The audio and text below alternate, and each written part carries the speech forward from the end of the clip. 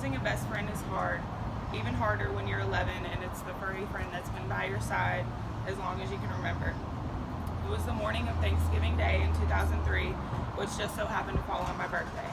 Our family dog Coach was a 15-year-old Dalmatian and he had been sick for months. He had arthritis and old age was just getting the best of him. I remember the smell of sweet potato casserole, turkey, and fall leaves in the air. My grandmother was in town from California. She always came down for Thanksgiving to help my mom cook, and this time I was old enough to help. We had spent the early morning prepping the turkey, stuffing, and just spending time together. It was too cold for Coach to be outside in his condition, so he was laying in the bathroom floor asleep on a heating pad. My grandmother and I had taken a break from kitchen duties so she could take a shower. When she got done, I could hear the blow dryer running in the bathroom. I knocked on the door to check on Coach. When the door cracked, I saw her long walnut brown hair hanging straight to her waist. She turned to look at me and said, "Honey, maybe you should let him rest." But I wanted to sit with him.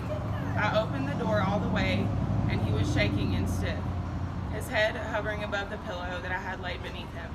He wouldn't rest his head. He was just laying there with his legs straight out, shaking.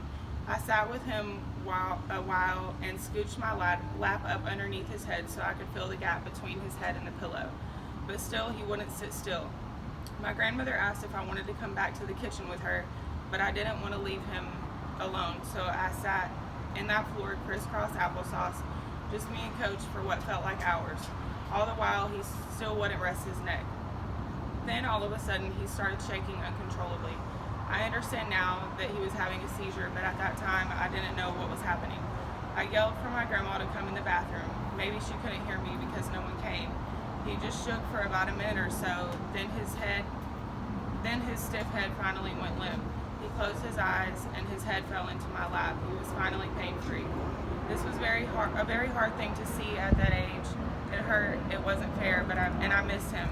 I went through all the stages of grief in the following weeks, but I realized that life is so fragile.